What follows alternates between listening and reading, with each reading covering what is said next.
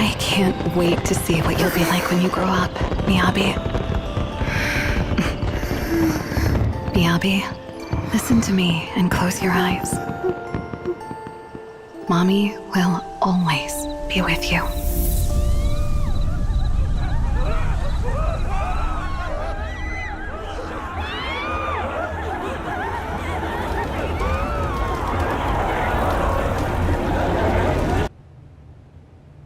La la la la la la la. If I were to ask you to describe Zenless Zone Zero, the first details you'd think of would most likely be about the characters and their stories, or about the combat gameplay, builds, playstyles, or perhaps even the marketing of the game.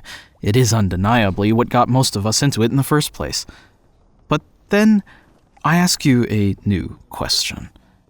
All those aspects of the game, how would you describe their tone? Fun? I'll choose something popular. Cool? Energetic? Climactic? Intense?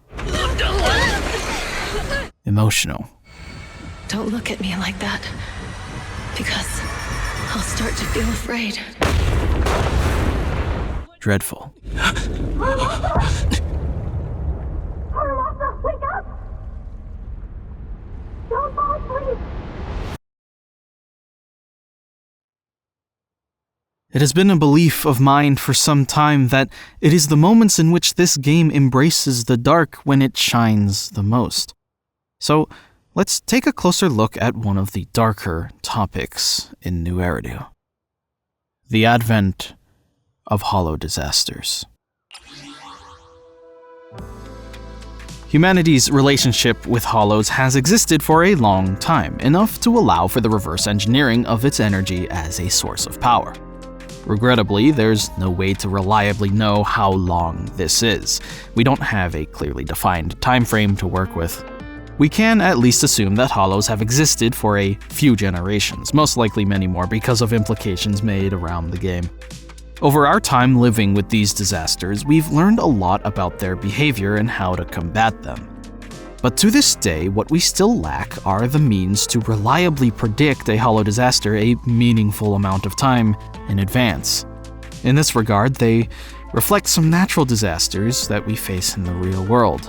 Only the residents of New Eridu face disaster events at an alarmingly higher rate per square area. Prediction of hollow disasters can be compared to predicting the weather. There are indicators, yes, but the further in the future you try to predict, the less accurate you are. During our last push in the Ballet Twins to save rain, we were able to find records of the events that transpired just before the hollow disaster struck. There were warning signs in the form of sounds coming from empty rooms and the unexplainable relocation of the dancers' outfits to the rooftop. Back between chapters 2 and 3, you may remember when Belle got caught in a hollow disaster. This one had warning signs in the form of increased activity in the Cretan and Lemnian hollows. We measure this activity against a statistical barrier, the Zenless limit. When a hollow's activity surpasses this limit, its energy becomes so potent to the point where it splits off and forms an entirely new sub-hollow, known as a companion hollow. Okay, what's a companion hollow? What makes it different from a normal hollow?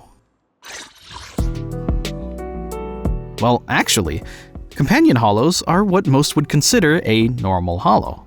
A companion hollow simply refers to its formation as an offshoot of a parent hollow. The hollow that Belle was caught in was a companion hollow formed from the Cretan hollow. The Cretan hollow was also parent to the very first hollow seen in the game, and most famously parent to the Dead End hollow. But even parents have parents. All the major hollows in and around New Eridu, Cretan, Lemnian, Papago, are companion hollows in and of themselves to Hollow Zero.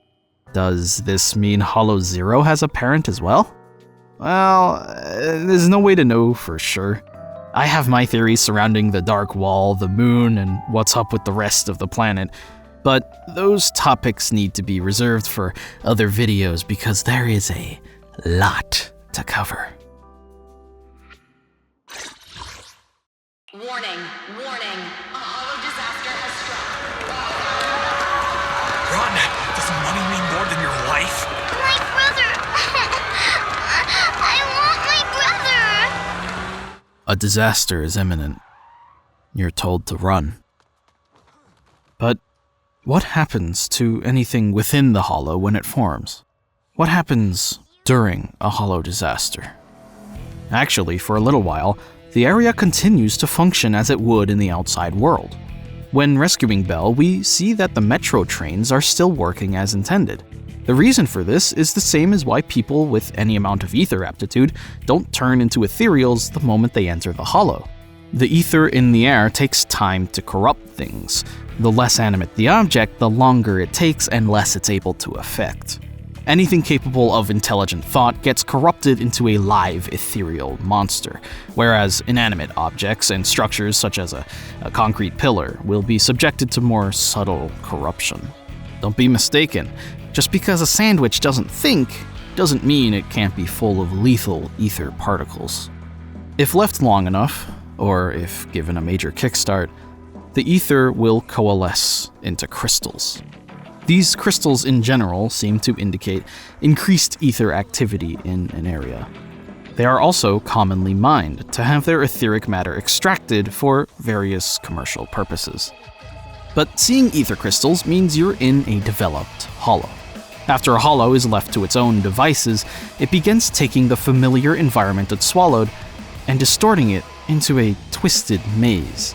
Our understanding of physics and time cease to apply in an ever-changing labyrinth of invisible spatial fissures and paths.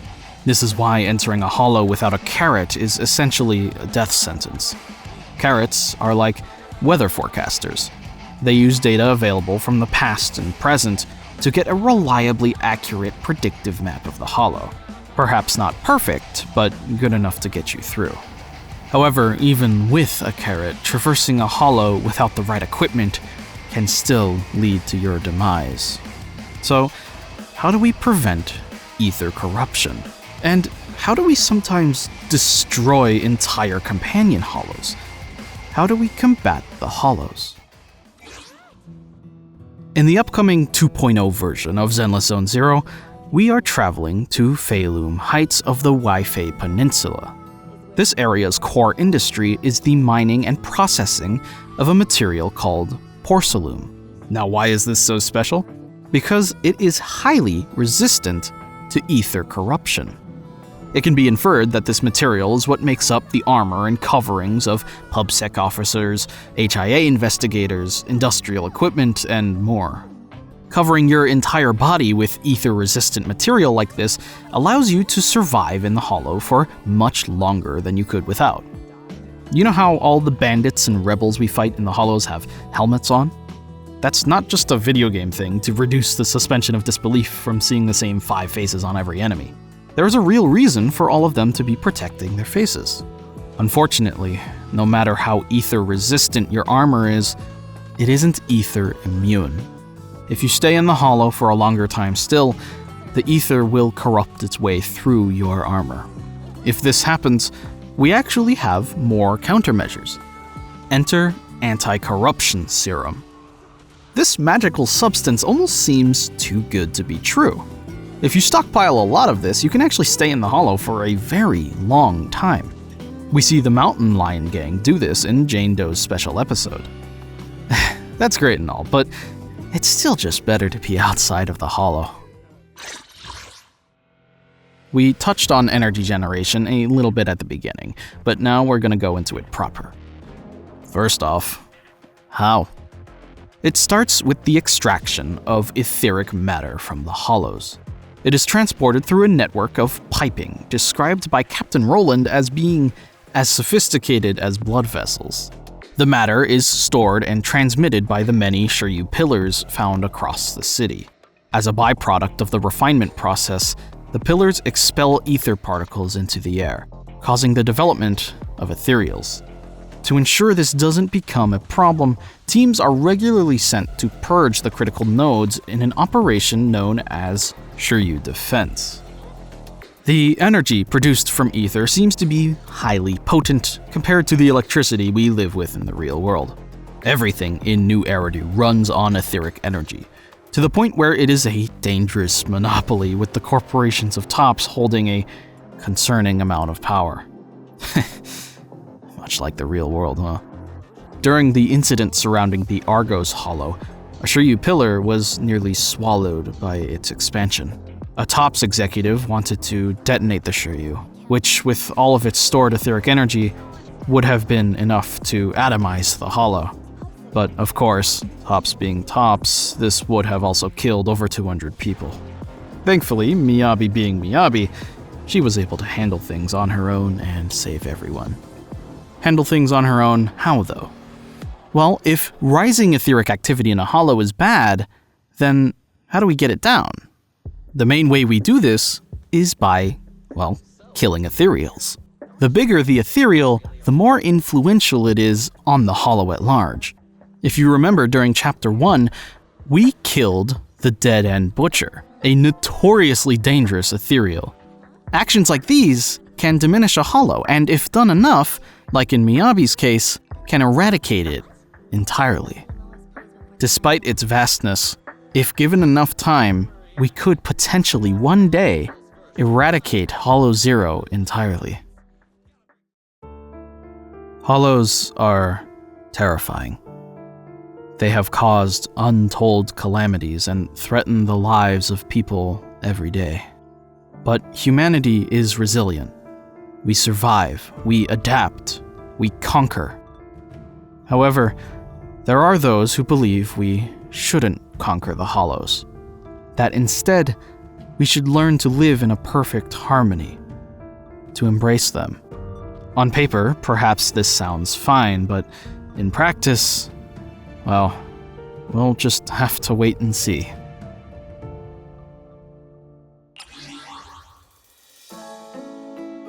I hope you enjoyed today's deep dive into Hollows and their inner workings. I encourage you to share this video with any friends who plays Endless Zone Zero. I always get the feeling that this game's deep and interesting world is never properly appreciated. If you agree, well, consider subscribing. I'll be making more lore videos like this one as time goes on.